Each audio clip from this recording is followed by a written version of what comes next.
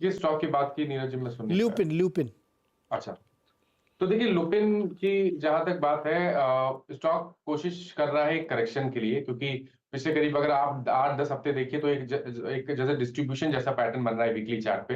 तो उसको देख के थोड़ा सा कॉशियस रहिए।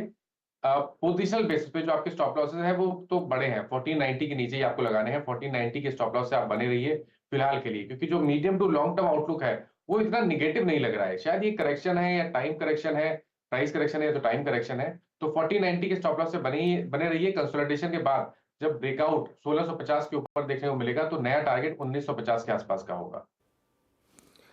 अच्छा, लव माई इंडिया है ट्विटर हैंडल इनका, ये कह रहे हैं कि कोई ऐसा शेयर बताइए जिसमें लंबे समय तक एसआईपी करें।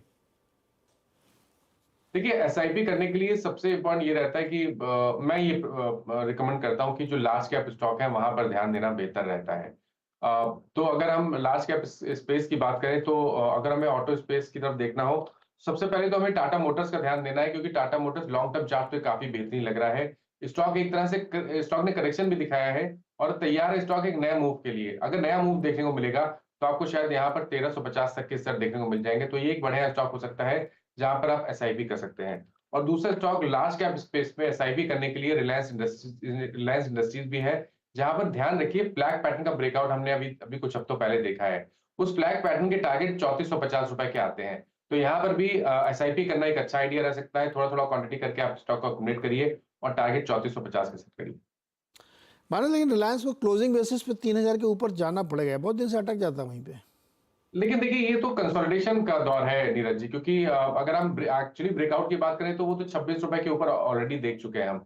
अब ये एक फ्लैग पैटर्न फिर से बन रहा है, जिसका जो आपने स्तर बताया बिल्कुल सही है कि 3000 के ऊपर का ब्रेकआउट देखने को मिलेगा। लेकिन क्योंकि अंडरटोन बुलिश है तो आप उम्मीद कर सकते हैं कि ब्रेकआउट हमें ऊपर की तरफ ही 3000 के ऊपर देखने को मिलेगा, और उसके ऊपर तो आपको 3400 रुपए तक के भाव जल्द देखने को मिल जाएंगे।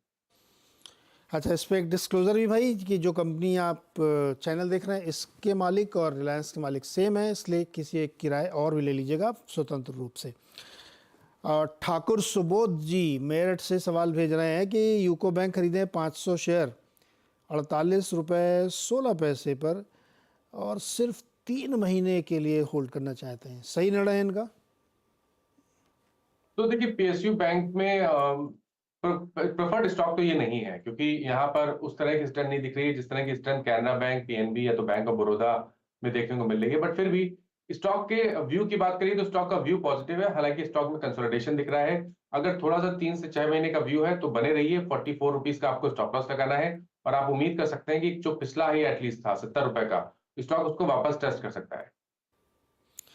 अच्छा, किसी को अगर बीएससी या सीडीएसएल में घुसना हो तो कौन सा लेवल सही होगा? विशाल जी ये सवाल जानना चाहते हैं।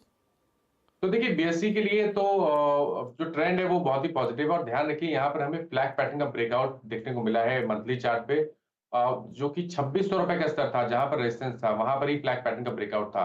तो लॉन्ग टर्म के हिसाब से तो बेहतरीन स्ट्रक्चर है। आप उम्मीद कर सकते हैं कि शायद यहाँ पर आपको अगर 1 से 1.5 साल का टाइम फ्रेम होगा तो आपको 3900 या 4200 तक के स्तर भी देखने को मिल जाएंगे। तो यहाँ पर तो हर गिरावट पे खरीदारी करनी है। आपके जो स्टॉप लॉसेस हैं वो 2600 रुपए 2550 रुपए के नीचे रहेंगे। तो बीएससी पे तो बिल्कुल हर गिरावट पे खरीदारी करिए।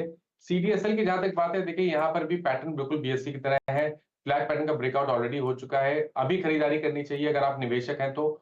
6 महीने का टाइम फ्रेम रखिए, 1800 रुपए के नीचे स्टॉप लॉस लगाइए और 2700 रुपए के टारगेट सेट करिए। परफेक्ट।